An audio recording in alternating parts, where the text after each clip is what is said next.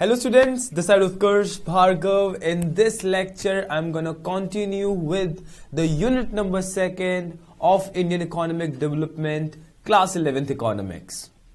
This unit was all about the scenario of only 1 year, and that year was 1991. So what was actually happened in that time? I told you so many things about those reforms, those transformation which took place in India in 1991. Yes, I'm talking about the Indian economic reforms, the adoption of new economic policies. Now, what were those new economic policies? Those new economic policies were liberalization, privatization, and globalization. Till the last video, I taught you about the basic meanings of L, means liberalization, then P, privatization, and then G, that is globalization. So LPG, मैं जब भी ये वाली term use करूं, so please उससे normal LPG gas cylinders पे मत आ जाइएगा. यहां पर जो एलपीजी है वो है लिबरलाइजेशन, प्राइवेटाइजेशन और ग्लोबलाइजेशन. फाइन. सो लिबरलाइजेशन में हमने क्या पढ़ा था, एक बार जल्दी से उसका हम रिकैप ले लेते हैं क्योंकि अगला सेगमेंट उससे जॉइंट ही है. And then will come upon the economic reforms under liberalisation. So liberalisation means what? That is removing all the unnecessary restrictions imposed by the government on private enterprises. Private sector में जितनी firms और उन firms पे लगने वाली अलग अलग तरह की रिस्ट्रिक्शंस को, जितनी भी अननेसेसरी रिस्ट्रिक्शंस को जब हटाया गया तो उसे नाम दिया गया लिबरलाइजेशन का. लास्ट वीडियो में मैंने इसका जनरल मीनिंग भी बताया था. ये वर्ड आया है, लिबरलाइजेशन वर्ड आया है लिबर्टी से. लिबर्टी का मतलब क्या होता है? फ्रीडम. तो जब लोगों को यानी कि प्राइवेट फर्म्स को ट्रेड करने की फ्रीडम दी गई, अब ये फ्रीडम किस चीज से दी गई? एग्जाम्पल मैंने यहां पर लिखे हुए हैं: licence, permits, tariffs and quotas. Licensing before liberalisation means before Indian economic reforms, producers को, मैन्युफैक्चरर्स को, इंडस्ट्रियलिस्ट्स को हर छोटे बड़े काम के लिए लाइसेंस की जरूरत पड़ती थी, जिसको बाद में गवर्नमेंट ऑफ इंडिया ने अबॉलिश कर दिया, खत्म कर दिया. और कुछ ही सेक्टर्स में लाइसेंसिंग को रखा गया क्योंकि उन सेक्टर्स में लाइसेंसिंग की नीड इसलिए भी है क्योंकि वो कहीं ना कहीं ह्यूमन सिविल सोसाइटी को डैमेज कर सकती है या बहुत हद तक अफेक्ट कर सकती है. मैंने लास्ट वीडियो में भी इसके एग्जांपल्स दिए थे. लाइक आज भी food industry, liquor industry, ammunition industry, firework industry, chemicals, petrochemicals, इन सारी इंडस्ट्रीज में आज भी लाइसेंसिंग की जरूरत पड़ती है. Then similarly permits, one of the same thing. Then tariffs and quotas. What are the tariffs? Tariffs का मतलब होता है taxes on imports. तो ये भी हटाए गए. कोटास, कोटा का मतलब क्या होता है? एक रिजर्व कैटेगरी. एक रिजर्व यहां पर कैटेगरी किस चीज की है? क्वांटिटी की. Quantity of what? Quantity to be traded. तो अगर आपने रिस्ट्रिक्शंस लगा रखी हैं किसी प्रोड्यूसर के ऊपर कि आप एक पर्टिकुलर क्वांटिटी से ज्यादा ट्रेड नहीं कर सकते, तो उसे आप नाम देते हैं यहां पर कोटा का. फाइन.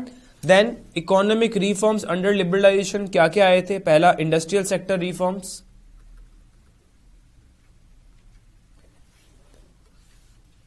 इंडस्ट्रियल सेक्टर रिफॉर्म्स यही कि जितने भी लाइसेंसिंग, फालतू की जो लाइसेंसिंग थी, इंपोर्ट एक्सपोर्ट पे लगने वाली रिस्ट्रिक्शंस, टैरिफ्स, कोटास, इन सबको हटाया गया. दूसरा, financial sector reforms. Financial sector reforms क्या था आपका? कि जितनी भी बैंकिंग, नॉन बैंकिंग इंस्टीट्यूशंस थे, इनको कहीं ना कहीं फ्रीली ऑपरेट करने के लिए छोड़ा गया। आरबीआई जहां पहले एक रेगुलेटर की तरह काम करती थी, अब उसे जिम्मेदारी दी गई एज अ फैसिलिटेटर की।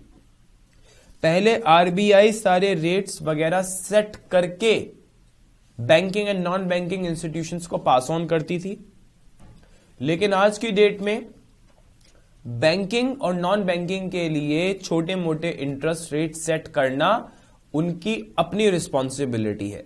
वो अपनी डिमांड एंड सप्लाई को देखते हुए रेट्स को सेट करते हैं। But previously everything was basically set by the RBI, the Reserve Bank of India. Then अच्छा, वही वाला सेंटेंस, आरबीआई ने अपना रोल शिफ्ट किया from a regulator to facilitator. Then tax reforms. Tax reforms India में कैसे आए? पहले tax system was highly evasive, highly complex, highly complicated. लोगों के लिए टैक्स सिस्टम को समझना बहुत मुश्किल बात थी। लोग नहीं समझ पाते थे कि कहां पे जाके टैक्स देना है, मेरे को कितना टैक्स पे करना है, ये किस बेसिस पर इतना अमाउंट ऑफ टैक्स निकल कर आ रहा है। So it was highly complicated. तो लोगों को टैक्स पे करना एक बहुत बड़ा झंझट वाला काम लगता था। बट रिफॉर्म्स के बाद इसको सिंप्लीफाई किया गया, टैक्स सिस्टम को कहीं ना कहीं सेंट्रलाइज किया गया, ताकि लोगों के लिए टैक्स पे करना कोई भी एक मुश्किल काम ना रह जाए। Then foreign exchange reforms. इसमें क्या था? पहले इंडियन मॉनेटरी अथॉरिटी यानी कि आरबीआई खुद ही अपने एक्सचेंज रेट को फिक्स किया करती थी, लेकिन आफ्टर द लिबरलाइजेशन ये वाला काम इंटरनेशनल मार्केट के हाथ में दे दिया गया। फाइन, बिल्कुल। अब मार्केट फोर्सेस का क्या? फ्री प्ले होने लगा। ओके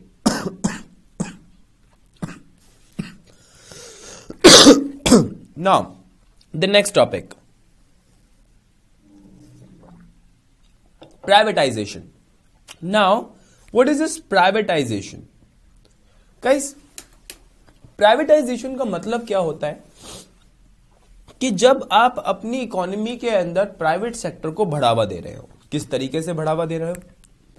आप उनको एनकरेज कर रहे हो हमारी कंट्री में इन्वेस्ट करने के लिए। दूसरा सबसे बड़ा point, that you are inviting them to invest in the loss making PSUs. Public sector undertaking का मतलब होता है सरकारी कंपनीज। जब आप उनको इनवाइट करते हो कि आइए और हमारी घाटे देने वाली कंपनीज में इन्वेस्ट कीजिए, पैसा लगाएं, तो यानी कि एक तरीके से आप अपने एसेट्स प्राइवेट सेक्टर को बेच रहे हैं।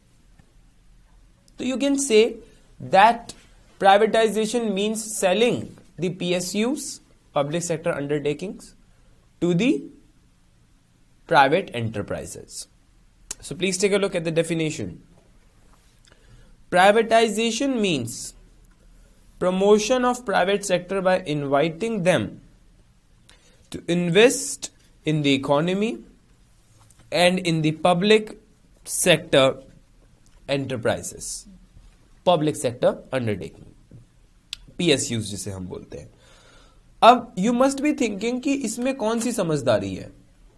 गाइस, बात इतनी सी है कि इंडियन प्लानर्स ने आफ्टर द इंडिपेंडेंस ये पूरी कोशिश करी कि हम मैक्सिमम पावर पब्लिक सेक्टर के हाथ में रखें, गवर्नमेंट के हाथ में रखें और जितना हो सके कम प्राइवेट सेक्टर के हाथ में दें. बट अल्टीमेटली 1980s तक आते आते उनको ये वाली बात रियलाइज हो गई कि उनका ये डिसीजन बहुत ही गलत था. क्यों? क्योंकि जब हम एक सोशलिस्ट इकोनॉमी की बात करते हैं जहां पर गवर्नमेंट के हाथ में ज्यादा पावर होती है, उस इकोनॉमी में वेलफेयर का स्कोप ज्यादा होता है लेकिन ग्रोथ का स्कोप होता है बहुत कम. Now the thing is this कि 1991 के बाद इंडिया को कहीं ना कहीं ब्रिटिश इंडिया की फिलॉसफी को अपनाना पड़ा, यानी कि जो ब्रिटिशर्स इंडिया में पॉलिसी चलाते थे उन पॉलिसीज पे चलना पड़ा। क्या थी ऐसी पॉलिसीज कि प्राइवेट सेक्टर को आप एनकरेज करो, प्राइवेट सेक्टर को अपनी इकोनॉमी में बढ़ावा दो। क्यों? तो जिन बच्चों के माइंड में बहुत बड़ा क्वेश्चन मार्क घूम रहा है कि ऐसा क्या होता है प्राइवेट सेक्टर को अगर हम ज्यादा रिसोर्सेज दें या ज्यादा उनको आप एनकरेज करें, तो guys private sector always comes up with latest technology, with efficient administration, with latest production techniques, because they are trading in the competitive environment. They have to upgrade regularly. Now just imagine if the PSUs are administered and managed by the private entrepreneurs. In that case, the companies would turn its loss into profits. So that is the benefit to sell your loss-making PSUs to the private companies. And Government of India did that only after the reforms. So again, it was really very beneficial. So let us talk about the next topic, policies adopted for privatization. Now what did Government of India practiced for privatization? First, contraction of public sector को छोटा करना, and promotion of private sector by inviting them to invest in public sector undertakings. उनको invite करना कि आप आइए और PSUs में पैसा लगाएं, इन्वेस्ट करें। दूसरा point, abolition of ownership of government in the management of PSUs, कि पीएसयूज की मैनेजमेंट में गवर्नमेंट के रोल को खत्म करना या बहुत ही मिनिमम रखना, तो उससे कहीं ना कहीं प्राइवेटाइजेशन अच्छा बढ़ेगा आपका।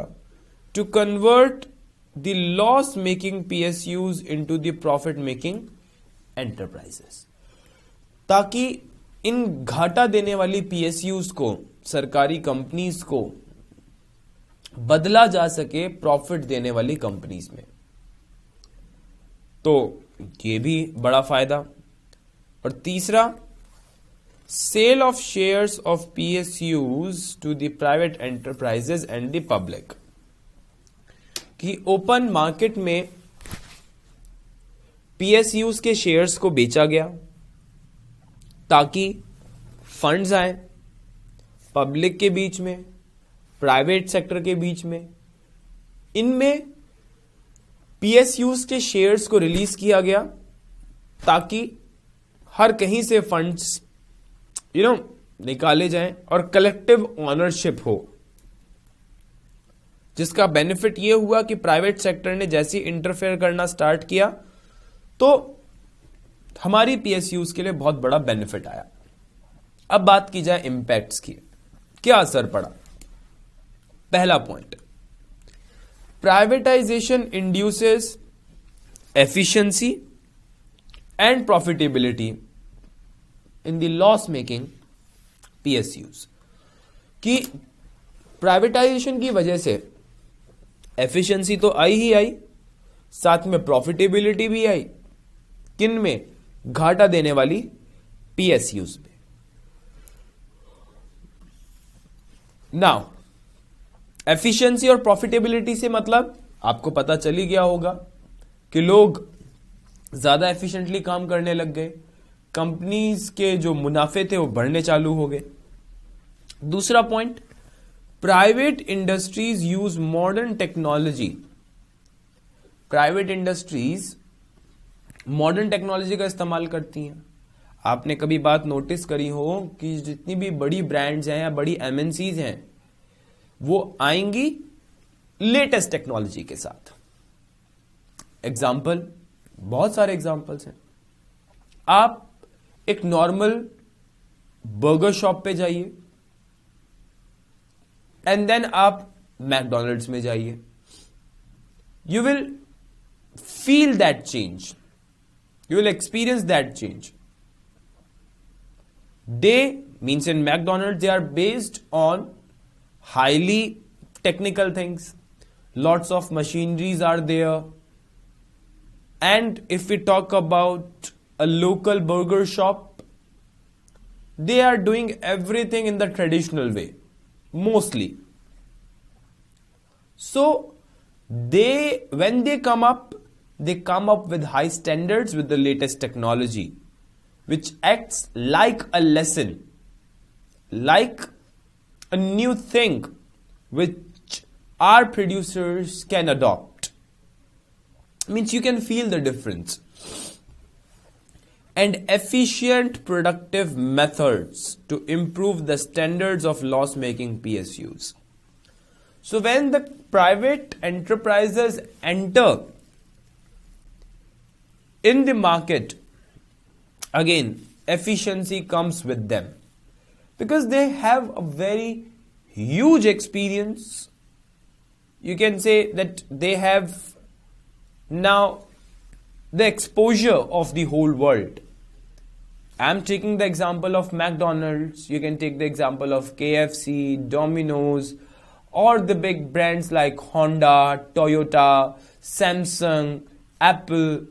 Now, these are the giants who are having the exposure of the whole world. Now, when they are entering in your economy, that would benefit almost each and every producer. Maybe that is a kind of drawback for the local producers because they cannot compete with the latest technology. That is one of the drawback of the Indian economic reforms. We'll talk about them later. But the benefit of this thing is that the domestic producers will get to know about the standards. Okay, that is how they are producing their product. So these are the standards which they are making. These are the ways to produce that particular good. Like before McDonald's, before Domino's, there were no standards of such thing. But now you know that what are the standards. As simple as that. So efficiency comes with them. Third point. It introduced accountability and responsibility in PSUs. That, what is the meaning of accountability? If you are a student of business studies, then you must know the meaning of accountability. Responsibility, you know very well, zimmedari. But what is the meaning of accountability? It means being answerable. If I talk about the Indian government departments, maybe so many of you have experienced that thing personally, that the accountability, the level of accountability is extremely low in the public sector undertakings. Means what? That nobody is answerable. If somebody is not doing his job properly in a government department, he's not answerable at all. Nobody is going to ask what you have done within that whole day. Means you are daily coming at 10, you are going at home at 6. What you are doing in these 8 hours? Nobody is going to ask. But after a span of time or after a period of time, if somebody is coming for the checkups, again, they are, as always, they are lazy. They are not doing their work properly. So things goes like this in the government departments. Nobody is accountable. That is why high level of inefficiency is there.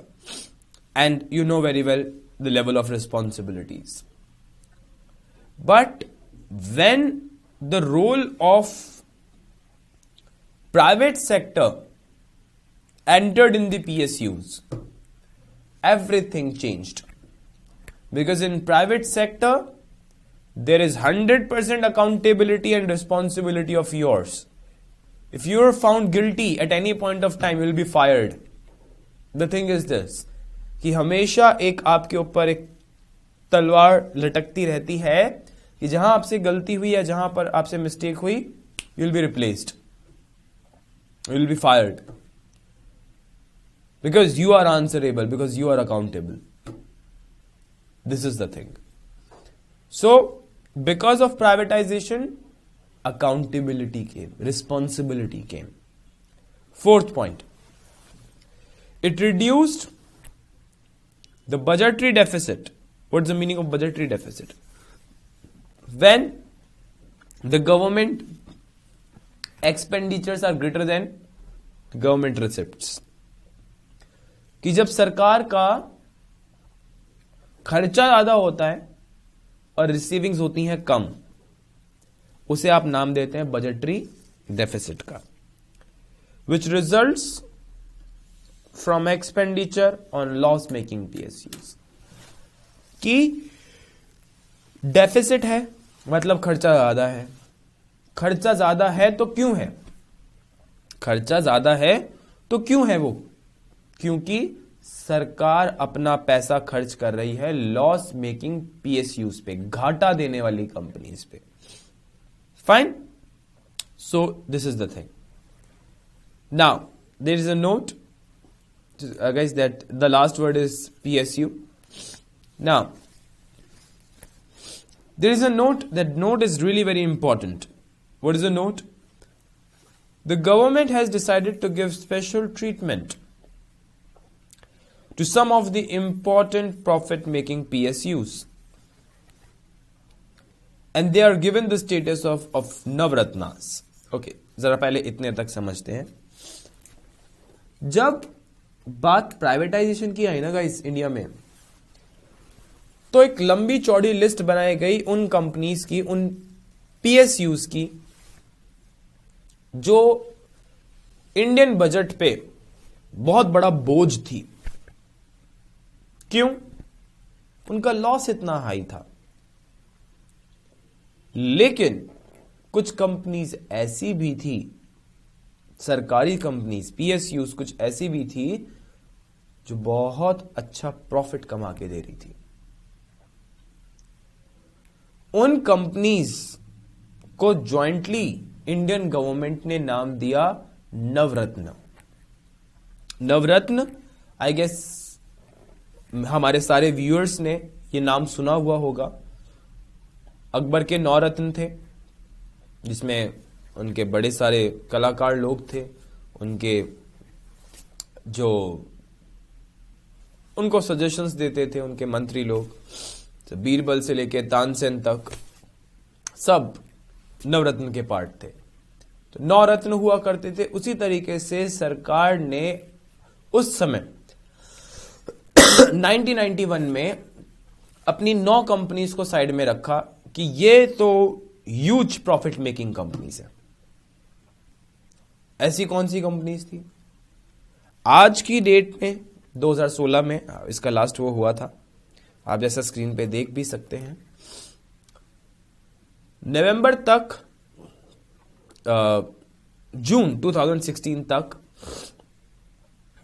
Total 17 नवरत्न थी. कुछ नवरत्न के मैं popular example दूं तो याद रखने के बहुत अच्छे तरीके हैं. That is, as you can see, पहला Indian oil corporation. Indian oil का नाम सबने सुना होगा. ONGC, that is oil and natural gas corporation. NTPC, national thermal power corporation. SAIL, steel authority of India limited. भेल, Bharat heavy electricals limited. CIL, coal India limited. इसी के आगे एक और नाम आता है GAIL, GAIL, that is gas authority of India limited.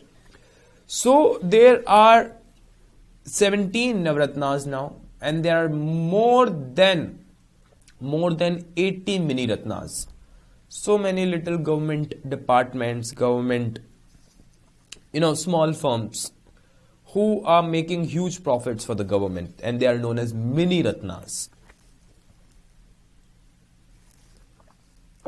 So, why I have written this thing, that you must know about the concept of Navratnas from the government perspective, that these are the companies which are delivering very huge profit to the Indian government. Now, next, globalization. So what is this globalization? Guys, globalization means what? When you're getting globalized. इसके लिए एक बड़ा अच्छा word है इसका हिंदी का, वैश्वीकरण. कि जब आप कन्वर्ट हो रहे हैं एक क्लोज्ड से ओपन इकोनॉमी. अब सर ये ओपन इकोनॉमी क्या है? गाइस, आप ओपन इकोनॉमी ऐसे समझ सकते हैं, ओपन और क्लोज्ड इकोनॉमी, एक ऐसी इकोनॉमी जो क्लोज्ड है, मतलब कि वो एक ऐसा रूम है जिसके खिड़की दरवाजे सब बंद है. आप बाहर जा नहीं सकते, आ नहीं सकते, मतलब सब खिड़की दरवाजे बंद होने का मतलब that nothing is going out and nothing is coming in. But globalised economy, when everything is open, सब खिड़की दरवाजे सब खुले हुए, anybody can come in and anybody can go out. So what is written? It may be defined as a process associated with increasing openness, growing economic interdependence. एक एक करके हम इसे समझ लेते हैं. Increasing openness का मतलब कि इकोनॉमी ओपन होती चली जाए. दूसरा, ग्रोइंग इकोनॉमिक इंटरडिपेंडेंस. इसका क्या मतलब हुआ? अगर इकोनॉमीज ग्लोबलाइज्ड होंगी तो इंटरडिपेंडेंस के चांसेस बढ़ जाते हैं. एग्जाम्पल के तौर पे, अगर मैं साउथ एशियन इकोनॉमीज का क्लस्टर लेके चलूं, let's say India, Sri Lanka, Bangladesh, Nepal, अगर ये इकोनॉमीज ओपन है तो ये कहीं ना कहीं एक दूसरे के ऊपर डिपेंड होती चली जाएंगी कुछ सामान को लेके. मान लीजिए कि इंडिया में जो रॉ टेक्सटाइल है वो थोड़ा सा महंगा मिलता है एज कंपेयर टू श्रीलंका का टेक्सटाइल. तो अगर दोनों इकोनॉमीज ग्लोबलाइज्ड हैं तो इंडिया के लिए क्या फायदेमंद है कि वो टेक्सटाइल इंपोर्ट करे श्रीलंका से. और श्रीलंका में पेपर प्रोडक्ट बड़ा महंगा मिलता है, तो श्रीलंका इंडिया से पेपर प्रोडक्ट मंगा सकता है. अब अगर हम ऐसे एक दूसरे से ट्रेड रिलेशंस बना रहे हैं तो यानी कि हम एक दूसरे के ऊपर डिपेंड होते जा रहे हैं. तो जब एक दूसरे के ऊपर अगर हम डिपेंड होते जाएंगे तो उससे क्या है कि एक दूसरे के ऊपर इंटरडिपेंडेंसी बढ़ेगी. इसी तरीके से तीसरी टर्म वहां पे क्या लिखी हुई है? Deepening economic integration in the world economy. कि जो इकोनॉमिक इंटीग्रेशन है वो बढ़ती चली जाए, और वो भी डीप में. इसका क्या मतलब है गाइस? इंटीग्रेट होने का मतलब क्या होता है? एक लेवल थोड़ा सा ऊपर जाना. और डीपली इंटीग्रेट का मतलब कि वो आप नीचे नीचे और गहरे तक जाते जा रहे हो. अगर आपकी इकोनॉमी ग्लोबलाइज्ड होगी, यू कैन डीपली इंटीग्रेट. नहीं समझ में आया? वर्ल्ड का best example, can you take Chinese product out of India completely? The answer is big no. You cannot. Anybody cannot. Like in India, China has been deeply integrated in so many economies. This has happened only because the globalization. Because those economies were globalized. That is why China has been successfully integrated very deeply in those economies. कि आप किसी भी product के market में चले जाएं, आपको Chinese product दिख जाएंगे. आप पटाखे लेने जा रहे हैं तो चाइनीज, लाइट्स लेने जा रहे हैं तो चाइनीज, प्लास्टिक प्रोडक्ट लेके जा रहे हैं तो चाइनीज. मतलब Chinese products are everywhere, almost in every industry. Showing what? Showing this, that how much they are deeply integrated. So, this is the symbol of a globalized economy. So, that is the meaning of deeply integration. Now, next is strategies promoting globalization. Globalisation को किन strategies ने promote किया, मतलब किन strategies से आपको ये वाली बात पता लगी कि हाँ इंडिया अब एक ग्लोबलाइज्ड इकोनॉमी की तरफ कदम रख रहा है. Like first point, increase in equity limit of foreign investment. Equity limit of foreign capital investment का मतलब क्या हुआ कि जब आप अपनी इंडस्ट्रीज में इन्वेस्टमेंट के लिए बाहर से इन्वेस्टमेंट्स, कॉरपोरेट हाउसेस को एनकरेज कर रहे हो, इनवाइट कर रहे हो कि आप आए और इन सेक्टर्स में मेरी कंट्री में पैसा इन्वेस्ट करें. सर बात प्रॉपर नहीं समझ में आई, प्रॉपरली मैं समझाता हूं. लेट्स से कि इंडियन गवर्नमेंट ने यह बोला कि फूड रिटेल आउटलेट्स में हम 50% की एफडीआई ओपन कर रहे हैं. Okay, foreign investment, foreign direct investment हम ओपन कर रहे हैं. इसका क्या मतलब हुआ कि बाहर से कोई कंपनी आके इंडिया की किसी एग्जिस्टिंग कंपनी के अंदर खाली 50% शेयर खरीद सकती है. तो मतलब बाहर की कोई कंपनी आके यहां पर काम तो कर सकती है लेकिन खाली 50% ऑनरशिप के साथ. इंडिया में ऐसी बहुत सारी इंडस्ट्रीज हैं जिनमें 100% तक की फॉरेन इन्वेस्टमेंट को अलाउ किया गया है. मतलब there is no role of any Indian company. If I talk about the recent scenarios, Indian government has invited and have already allowed 100% investment in the retail sector. In the retail sector.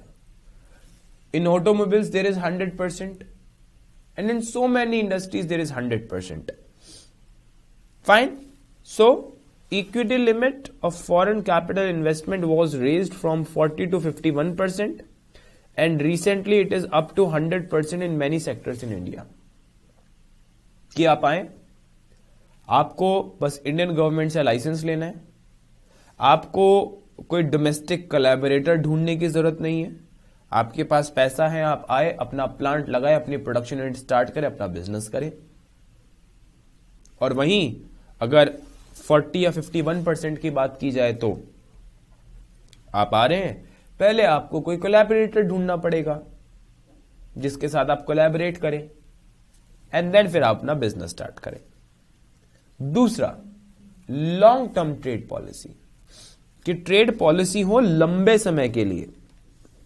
Guys, economies तो बहुत सारी globalised है, economies तो बहुत सारी open है, लेकिन हर economy अच्छा परफॉर्म नहीं करके दिखा पाती. उसके पीछे एक इस पॉइंट का भी बहुत बड़ा रोल है. अगर ट्रेड पॉलिसीज लंबे समय के लिए होंगी, ट्रेड पॉलिसीज लंबे समय के लिए कब होती हैं? जब पॉलिटिकल स्टेबिलिटी होती है. अगर आपकी इकोनॉमी के अंदर पॉलिटिकल इंस्टेबिलिटी रहेगी, क्या होती है पॉलिटिकल इंस्टेबिलिटी? कि इस साल एक अलग सरकार, 2-3 साल के बाद एक अलग सरकार। हर नई सरकार अलग पॉलिसीज के साथ आती है, सबके प्लानर्स अलग होते हैं, सबके ऑब्जेक्टिव्स अलग होते हैं।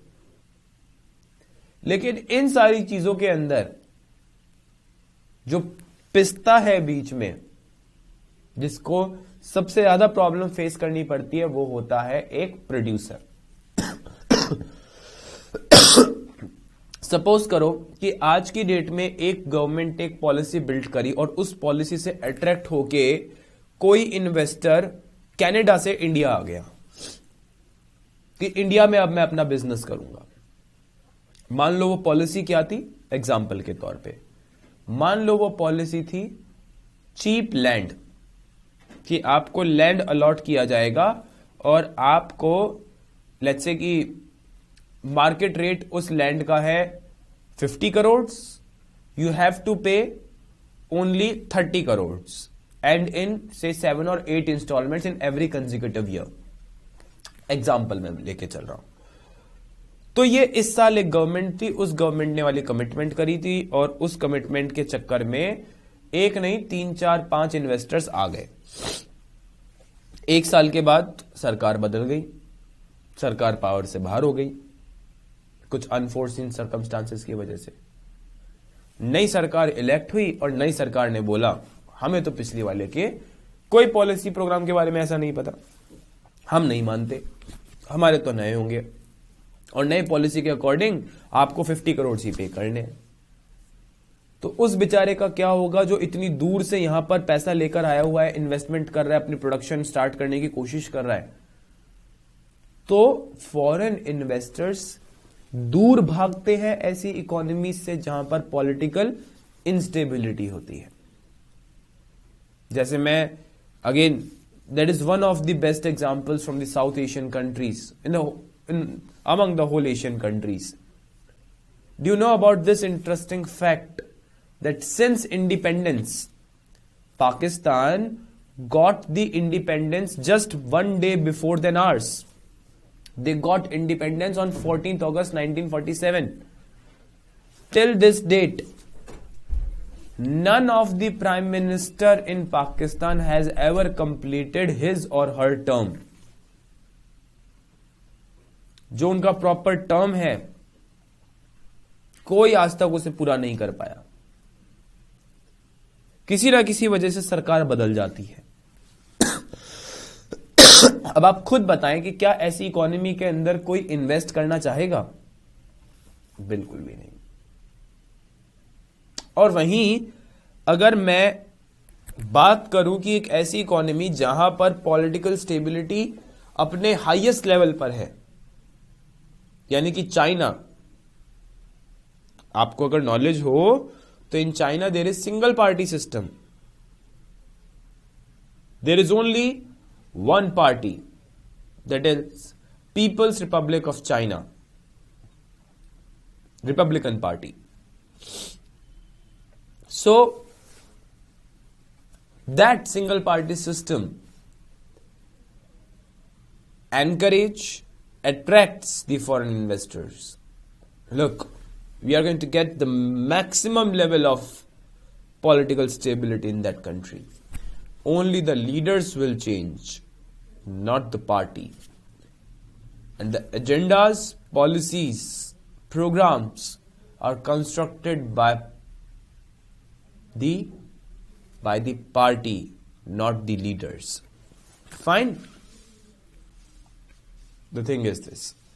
So, under this policy, all the restrictions and control on foreign trade was removed and foreign trade were enforced for long duration. Very simple stuff. कि जो आपकी ट्रेड पॉलिसीज थी उन्हें लंबे समय के लिए बनाया गया ताकि फॉरेन इन्वेस्टर्स एनकरेज हो कि अब इस इकोनॉमी के अंदर जो भी हो जाए ये पॉलिसीज चेंज नहीं होने वाली। Then third is reduction in tariffs. Tariffs को हटाया गया, टैरिफ्स के साथ साथ ट्रेडिंग पर लगने वाले जितने भी कंट्रोल्स थे उनको हटाया गया। in order to get benefits from international market, custom duties, tariffs on imports and other restrictions on exports was reduced gradually. कि धीरे धीरे इन पे लगने वाली सारी रिस्ट्रिक्शंस को हटाया गया ताकि आप एक अच्छी ग्लोबलाइज्ड मार्केट बना सके। एक अच्छी ग्लोबलाइज्ड मार्केट कैसी हो? जिसके अंदर फॉरेन इन्वेस्टर उस कंट्री में आके बिना किसी हैसल के, बिना किसी टेंशन के, बिना किसी फालतू की रिस्ट्रिक्शन के काम कर सके। और एल्स अगर किसी कंपनी को आपकी कंट्री में आके प्रॉब्लम होती है, वो आगे अपनी कंट्री में जाके क्या मैसेज देगा बाकी के सारे इंडस्ट्रियलिस्ट को? उस कंट्री में कभी मत जाना। तो एक तरीके से उस कंट्री से इन्वेस्टमेंट आना बंद हो जाएगा। इसीलिए स्पेशली इंडियन गवर्नमेंट इस चीज का बहुत फोकस करती है, बहुत ध्यान भी रखती है कि जितनी ज्यादा हो सके उतनी वैरायटी ऑफ कंट्रीज इंडिया में आए, इन्वेस्ट करें। क्योंकि अगर किसी एक कंट्री से एक भी इन्वेस्टर आता है तो उसकी देखा देखी और भी इन्वेस्टर्स उसके पीछे आ जाते हैं। और अगर रिव्यूज अच्छे जाएंगे उनकी कंट्री में कि यहां इस कंट्री में ट्रेड करना फायदेमंद है, तो बाकी के लोग भी आ जाएंगे। इसका मैं एक एग्जांपल दूं आपको। इंडिया में telecommunication market, mobile phone industry, आज की डेट में वर्ल्ड की ऐसी कोई ब्रांड नहीं है जो इंडिया में अवेलेबल ना हो। दूसरा, ऑटोमोबाइल इंडस्ट्री, दुनिया की लगभग आज की डेट में सारी बड़ी ब्रांड्स इंडिया में अवेलेबल है। जो नहीं है तो वो सिर्फ और सिर्फ अपने क्लॉजेस की वजह से।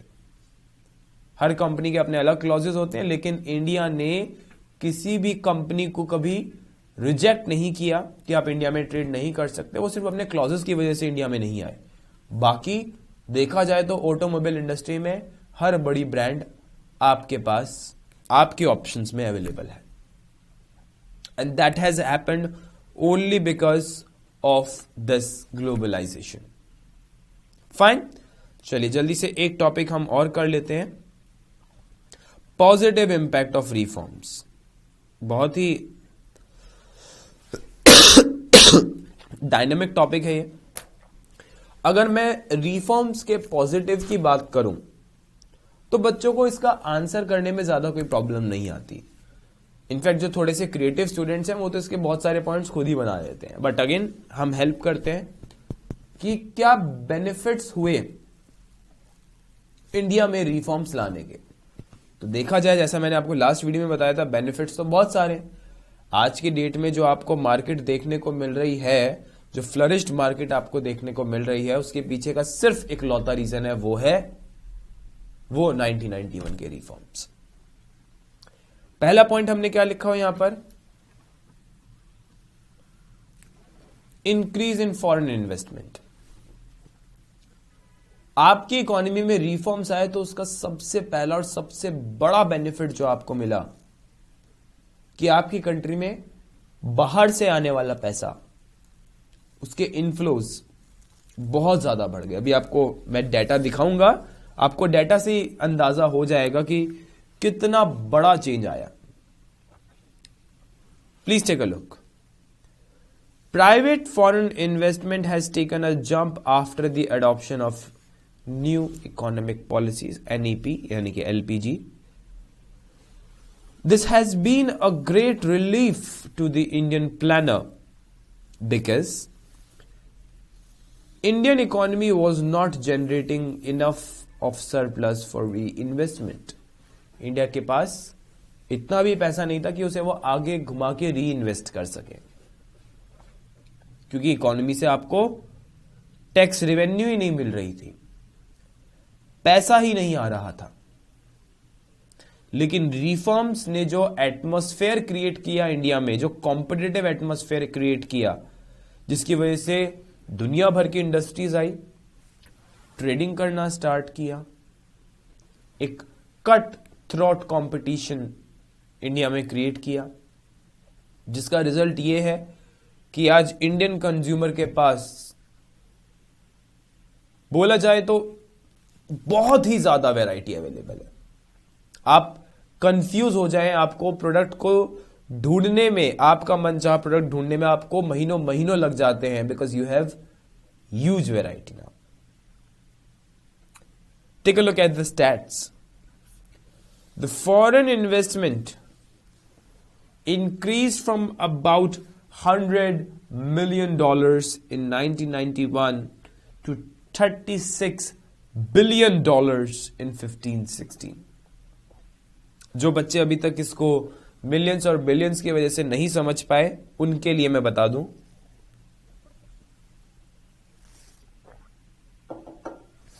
$1 billion in terms of crores, it is 100 crores. In terms of million, is 1000 millions. 1000 million is equals to 1 billion. 1991 में कितने थे? सिर्फ $100 मिलियन। 15-16 में कितने? इन टर्म्स ऑफ मिलियन बोलूं मैं, 36,000 मिलियन डॉलर्स, 36,000 मिलियन। हमारे पास सिर्फ किस चीज का स्टॉक है?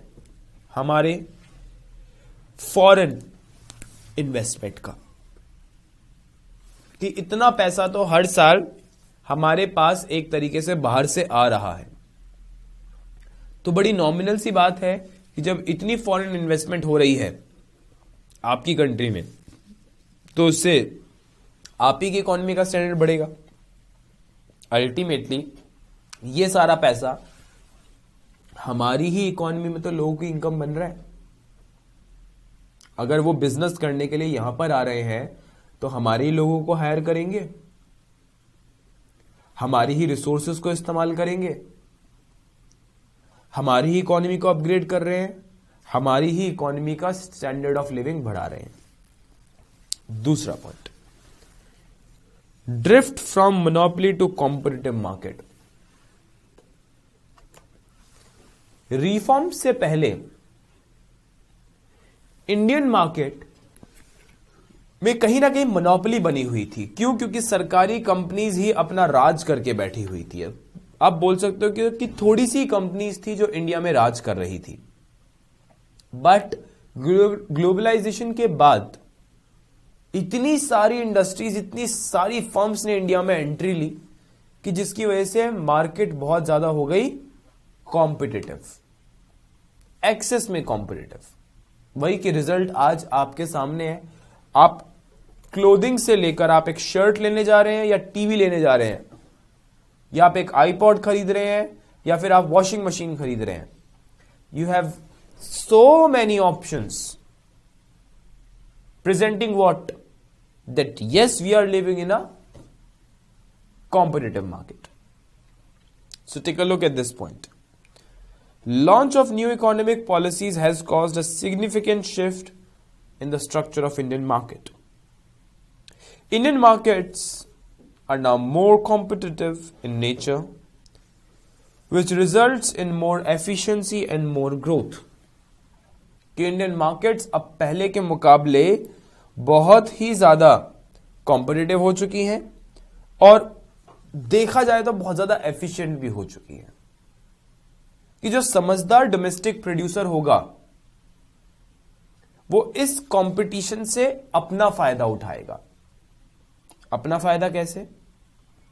कि एक जो लोकल प्रोड्यूसर होता है, अगर उसको डायरेक्टली कंपटीशन मिल रहा है एक फॉरेन कंपनी से, तो उसके लिए सबसे बड़ा जो पॉजिटिव है, तो नेगेटिव है कि एक बिग फिश के साथ उसे फाइट करनी पड़ रही है, बट उसके लिए अपना जो बेनिफिट है वो ये कि अगर एक फॉरेन इन्वेस्टर आपकी कंट्री में आ रहा है और आप उसे यहां पे कंपटीशन दे रहे हो, तो कल को अगर आप उसकी टेक्नोलॉजी को यूज करके अपना लेवल बढ़ा पाए, तो कल को आप उसकी कंट्री में जाके उसको भी कंपटीशन दे सकते हो, because now you know about your competitor. The thing is this. Fine, so everything contains its own pros and cons. So its own benefits and negatives. So globalized world, liberalized world की वजह से India में क्या है, competitive environment बन गया, और इस कॉम्पिटिटिव एनवायरनमेंट में सिर्फ एक ही का फायदा था, और वो था कंज्यूमर, सस्ते दाम पे बढ़िया product. Then check on inflation. इस चेक का क्या मतलब है, उसकी रोकथाम करना. महंगाई इंडिया में काफी हद तक कम हुई अगर मैं कंपेयर करूं 1991 से 2016 का पीरियड. इन्फ्लेशन कम होने के पीछे का जो सबसे बड़ा रीजन था वो यही कि जब मार्केट के अंदर कंपटीशन का लेवल बढ़ता है ना, तो जैसा मैंने बोला कि फायदा कंज्यूमर का होता है. क्यों? क्योंकि हर किसी के माइंड में आती है वाली बात कि अगर मैं सस्ते दाम पे या कॉम्पिटिटर से कम दाम पे अपने सामान को डिलीवर कर सकता हूं तो क्यों ना डिलीवर करूं. अगर उसकी वजह से मैं मार्केट कैप्चर कर सकता हूं तो क्यों ना करूं मैं. That is the thing. The plus point of economic reforms is that it has controlled inflation from 16.8% in 1991 to 5.48% in 1560. तो इन्फ्लेशन काफी हद तक हमारा डाउन गया है. आप ये बोल सकते हो कि लोगों की परचेजिंग पावर बढ़ी, प्राइसेस भी बढ़े, लेकिन लोगों के परचेजिंग पावर कंपैरेटिवली ज्यादा बढ़ी, जिसकी वजह से इन्फ्लेशन हमें उतना ज्यादा देखने को नहीं मिला. फोर्थ पॉइंट, राइज इन एक्सपोर्ट्स. अगर हम इंडिया के अंदर फॉरेन इन्वेस्टमेंट बढ़ा रहे हैं, हमने इकोनॉमी को ओपन कर दिया है, हम अपनी इकोनॉमी के अंदर लेटेस्ट टेक्नोलॉजी लेकर आ रहे हैं, तो उससे इंडिया के एक्सपोर्ट्स बहुत बढ़े. लाइक अगर मैं आपके साथ एक रीसेंट डाटा शेयर करूं, till the first decade of 21st century, यानी कि 2000 से 2010 का जो टाइम था, इसके मिडल तक कई सालों से, मतलब आप बोल सकते हो लगभग 50-60 सालों से एक ही प्रोडक्ट था जो इंडिया का नंबर 1 एक्सपोर्टेबल आइटम था. मतलब अगर इंडिया से सबसे ज्यादा कोई चीज बाहर जाती थी तो 2005-6 तक वही थी. And that thing was Indian T. आपको पता होना चाहिए that Indian T is the most exportable item and was highly demanded by the rest of the world. Actually India has the monopoly and there are only 2 countries जिनकी चाय पूरे दुनिया में popular है. The one is India and the another is China. Indian and Chinese teas are extremely popular in rest of the world. But after 2005-06, some product came up and it became the number 1 exportable item. मतलब कि Indian T को भी पछाड़ दिया उसने और number 1 पर आ गया. तो इंडिया में ऐसा क्या बनता है जिससे सबसे ज्यादा एक्सपोर्ट किया जा रहा है आज की तारीख में? शायद कुछ बच्चों को इसका आंसर पता भी हो. The answer is softwares. India has the largest exports of softwares. आज की डेट में कोई ऐसी बड़ी सॉफ्टवेयर डेवलपिंग कंपनी नहीं है जिसने अपना ऑफिस इंडिया में ना बना रखा हो. From Microsoft to Google to Adobe, सब के सब इंडिया में है. तो इंडिया बहुत बड़े लेवल पर एक्सपोर्ट्स करता है सॉफ्टवेयर्स का. सॉफ्टवेयर्स के साथ साथ और भी बहुत सारी इंडस्ट्रीज हैं.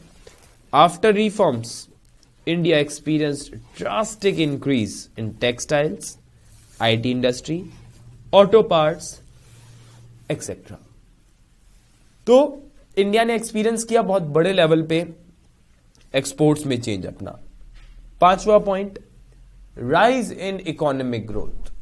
इंडिया में इकोनॉमिक ग्रोथ में भी हमें बहुत बड़ा चेंज देखने को मिला। The growth of GDP increased from 5.6% during 1990 to 7.6% during 15-16। Guys मैं आपको एक बात बता दूं कि ये जो 5.6% और 7.6% है, ये बेसिकली क्या है, ये एक अमाउंट का परसेंटेज है। अमाउंट का परसेंटेज से हमारा क्या मतलब है कि GDP is basically what the quantity, एक क्वांटिटी के मार्केट प्राइस का total is GDP. Market price के टोटल जो वैल्यू बैठती है that is known as the GDP.